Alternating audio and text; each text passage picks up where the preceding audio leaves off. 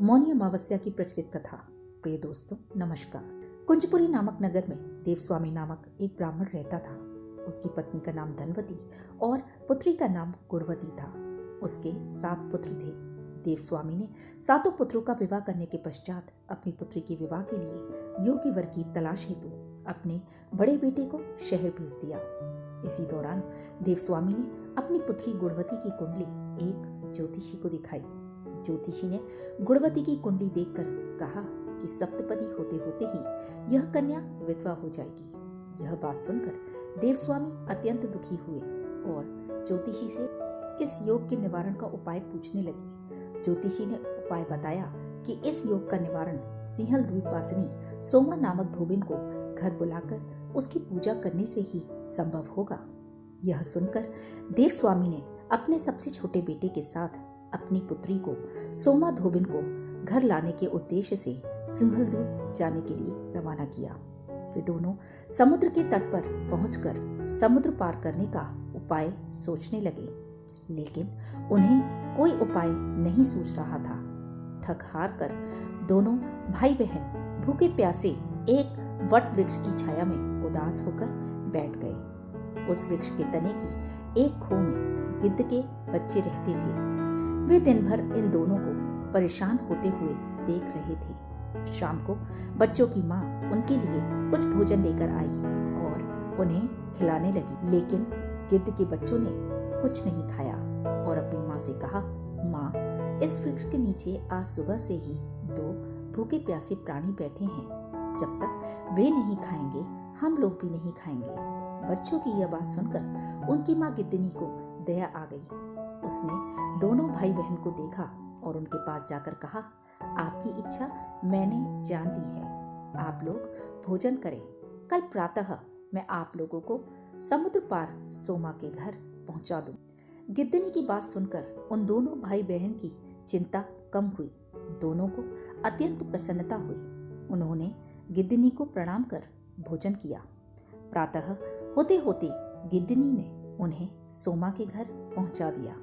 वे दोनों पास के ही जंगल में झोपड़ी बनाकर रहने लगे। उन्होंने अपनी सेवा से सोमा को प्रसन्न करने का निश्चय किया।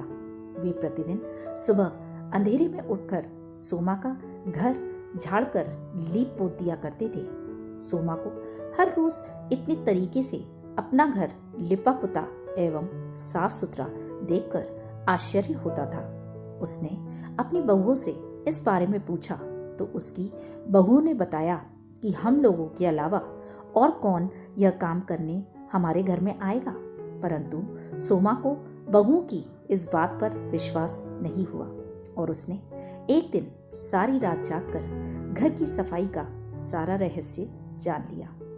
जानकर उसे बड़ा दुख हुआ कि उसके घर की सफाई एक ब्राह्मण कन्या और उसका भाई करता है। उनसे इस तरह सेवा करने का कारण पूछने पर भाई ने सोमा को सारी बात बताई। सोमा ने दोनों भाई बहनों की श्रम साधना और सेवा से प्रसन्न होकर उचित समय पर उनके घर पहुंचने का वचन देकर कन्या के वैधव्य दोष निवारण का आश्वासन दे दिया, मगर भाई ने उससे अपने साथ चलने का आग्रह किया।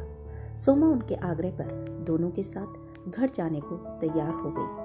प्रस्थान करते समय उसने अपनी बहू से कहा कि यदि मेरी अनुपस्थिति में किसी की मृत्यु हो जाए तो उसके शरीर को नष्ट न करना, मेरा आने का इंतजार करना। इसके बाद सोमा उन दोनों बहन भाई के साथ कुंजपुरी पहुंच गई, जिसके दूसरे दिन ही गुणवती के विवाह का कार्यक्रम तय हो गया।